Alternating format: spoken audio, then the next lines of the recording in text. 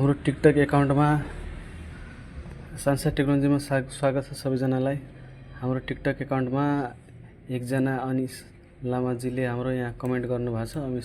अनिस लामाजीले उहाँले सोध्नुभयो कि बुङ्गल र धरमखोलाको के छ खबर भन्नु सर। हामीले उहाँको लागि अपडेट लगाएको छ। आजको डेट भएको चाहिँ तपाईँको अप्रिल 21 ट्युसडे छ 2026। आजको डेटमा हामीले उहाँको कमेन्ट अनुसार बुङ्गल र धरमखोला सेयर कम्पनीको सेयर हामीले एनालाइसिस गर्दैछौँ।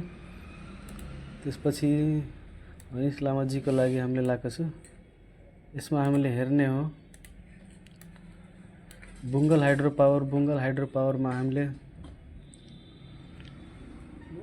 अहिले अनुसार यो सपोर्ट तलको सपोर्ट छ। यो लाइनको सपोर्ट अहिले माथि नै छ। त्यसपछि हाम्रो यो यहाँ तलदेखि माथिसम्म गएछ। त्यसपछि तल आएर यो सपोर्ट ब्रेक भएको छैन। हाम्रो यो सपोर्ट ब्रेक भएको छैन। त्यसपछि अहिले सम्भावना छ कि माथि जाने, किनकि यो सपोर्ट ब्रेक भएको छैन। यहाँदेखि माथि जान सक्छ। इन्भर्टेड हेमर यहाँ तल आएको थियो। त्यसपछि यो 2-3वटा रेजिस्टेन्स यो पछि फ्युचरमा ब्रेक भयो भने अलि धेरै माथि जान सक्छ। सूर्यकुण्ड र अर्को पनि कुन कम्पनी छ अहिले लेटेस्ट ट्रेन्डमा छ हाइड्रो पावरहरू, सूर्यकुण्ड र भुजुङ, तिनीहरू माथि गइरहेछ। त्यस्तै 1200-1300-1500 सम्म जान सक्छ फ्युचरमा। प्लस यो रेजिस्टेन्स अहिले ब्रेक हुन सक्छ। त्यसपछि हाम्रो यो माथिको रेजिस्टेन्स ब्रेक भयो भने अझै फाइदा हुन्छ। हाम्रो 3 लेभलसम्म हाम्रो वेट गर्नुपर्छ अनि माथि हुन सक्छ। प्लस तपाईँ बिगिनर हुनुहुन्छ भने अनिसजीको लागि हो, बिगिनर हुनुहुन्छ भने अहिले इन्भेस्ट नगर्नु। यो म्याकडी को इन्डिकेटर अनुसार तपाईको यो 0 लाइन छ हिस्टोग्राम, यो क्रस गरेपछि मात्र इन्भेस्ट गर्नु, बाई गर्नु। अथवा बिगिनर भन्दा माथि हुनुहुन्छ भने अहिले पनि गर्दा हुन्छ, किनकि हाम्रो यो म्याकडी को ब्लू लाइनले ओरेन्ज लाइनले कट गरेर माथि गइसकेछ। प्लस यसको हिस्टोग्राममा पनि ग्रीन भोल्युम आएको छ, यहाँ इन्भेस्ट गर्दा हुन्छ। यो भएको बुङ्गल हाइड्रो पावरको।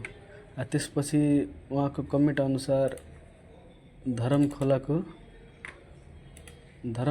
पनि लगभग सेम चार्ट प्याटर्नमा छ। यसको पनि सपोर्ट यहाँसम्म बनेको छ।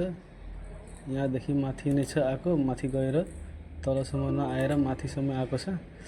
त्यसपछि माथिको रेजिस्टेन्स अहिले टच गरेको त छ, तर यो माथि जान सक्छ। यो रेजिस्टेन्स यो माथि जान सक्छ पक्का हो।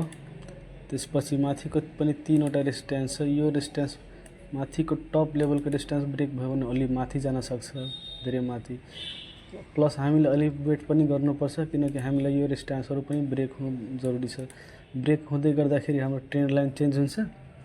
त्यसपछि हामीले इन्भेस्ट गर्दा हुन्छ। अनि अर्को प्लस पोइन्ट हाम्रो यो रहेछ कि यो म्याकडीले पनि लाइन क्रस गरेछ। यता म्याकडीले लाइन क्रस गरेको छ। 0 लाइन अहिले बाँकी छ आउन। त्यसपछि ब्लू लाइनले, म्याकडीको ब्लू लाइनले ओरेन्ज लाइनले कट गरेर माथि जान खोजिरहेछ। यो टाइममा पनि इन्भेस्ट गर्न सकिन्छ, बाई गर्न सकिन्छ। तर हामीले यो हेर्ने हो कि पहिला बिगिनर हो भने यो 0 लाइन छ हिस्टोग्रामको, यो वेट गर्नुपर्ने। यो क्रस गरेपछि मात्र हामीले किन्ने हो। यति गरेपछि हाम्रो सेफ इन्ट्री हुन्छ अनि सेफ हामीले बाई गर्न सकिन्छ। अझै केही कमेन्टमा यसको बारेमा अझै केही बुझ्नुहोस् अथवा कुनै पनि कम्पनीको बारेमा भने हाम्रो फेसबुक, टिकटक, युट्युब जहाँ पनि हामीलाई कमेन्ट गरेर सोध्न सकिन्छ। धन्यवाद।